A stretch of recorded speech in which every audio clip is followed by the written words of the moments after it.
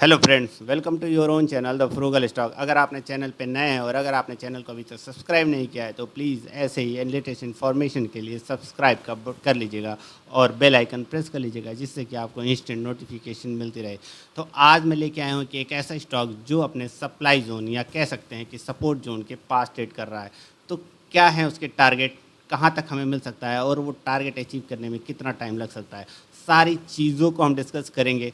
और क्या उसके सपोर्ट है, क्या उसके रजिस्टेंट है, हर चीज़ हर पहलू को डिस्कस करेंगे। तो हमारी स्ट्रेटजी क्या हो सकती है उस स्टॉक के बारे में सब कुछ डिस्कस करेंगे। तो चैनल वीडियो के अंत तक बने रहिएगा। तो बात करें उस स्टॉक की, तो उस स्टॉक का नाम है RBL बैंक। तो चलिए चलते हैं RBL बैंक के डेली चार्ट के ऊपर। तो इस समय आप देख रहे होंगे RBL बैंक का डेली चार्ट ओपन है, और अगर आप डेली चार्ट के हिसाब से अगर हम देखें तो उस स्टॉक का जो सपोर्ट जोन है वो समहाउ इस जोन पे बन रहा है अराउंड 170 के आसपास, और it has been now trading at 177।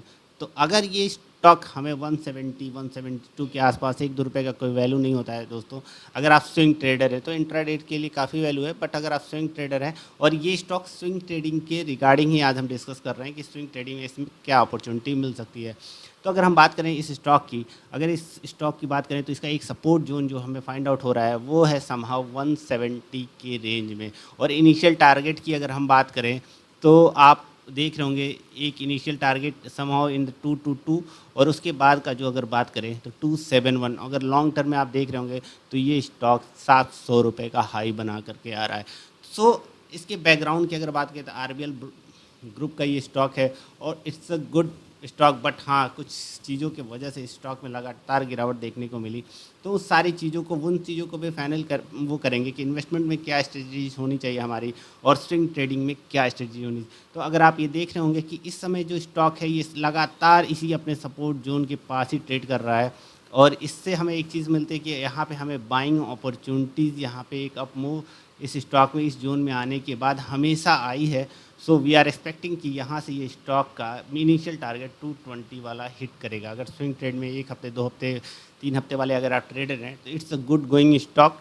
उसके बाद अगर बात करें, अगर यहाँ हमें एक ब्रेकआउट मिलता है, यहाँ थोड़ा सा रजिस्टेंस देखने को मिल सकता है, बट अगर इस ब्रेकआउट करता है तो हमें ईजिली ये इस टारगेट के लिए अचीव, इस टारगेट के लिए हम वेट कर सकते हैं। So it's a good worth buying अगर कहा जाए। स्टॉप लॉस की बात करें तो थोड़ा सा छोटा सा स्टॉप लॉस लेके हम चलेंगे यहाँ पे, क्योंकि बिकॉज अगर ये तो कोविड के नीचे की गिरावट थी मान लीजिए। सो इस स्टॉक में एक अच्छी चीज़ हमें देखने को मिल रही है कि एग्जैक्ट ये अपने सप्लाई जोन के आसपास ट्रेड कर रहा है। और चलिए अभी हम डिस्कस करते हैं इस स्टॉक को आवरली चार्ट पे। अगर हम बात करें आवरली चार्ट पे तो आप देख रहे होंगे आवरली चार्ट पे ये यही वो जोन है जहाँ से मैं बाइंग की अगर अपॉर्चुनिटीज़ की बात करूँ कि ये अपॉर्चुनिटी अगर हमें 170 के आसपास स्टॉक मिलता है तो it's a good and worth buying, और इनिशियल टारगेट हम ये लेंगे।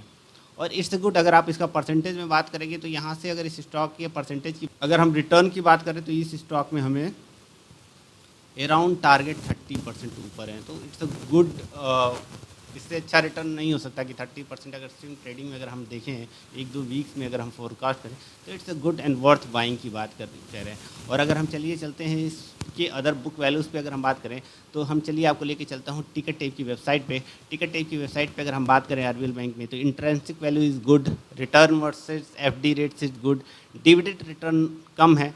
सो ये लॉन्ग टर्म इन्वेस्टर्स के लिए नहीं है, कह सकता मैं कि डिविडेंड वहाँ पे चाहिए होता है, इंपॉर्टेंट पॉइंट है। बट अगर हम बात करें एज अ स्विंग ट्रेडर हैं, अगर महीने 2 महीने के लिए अगर हम ट्रेड कर रहे हैं तो it's a good and worth buying. Entry point की बात करें तो it's a good entry point की बात है, एंट्री पॉइंट गुड है। और सबसे बड़ी चीज़ इंपॉर्टेंट चीज़ है कि 65% analyst have suggested that investor can buy this stock. So क्या लगता है दोस्तों, इसे खरीदना चाहिए?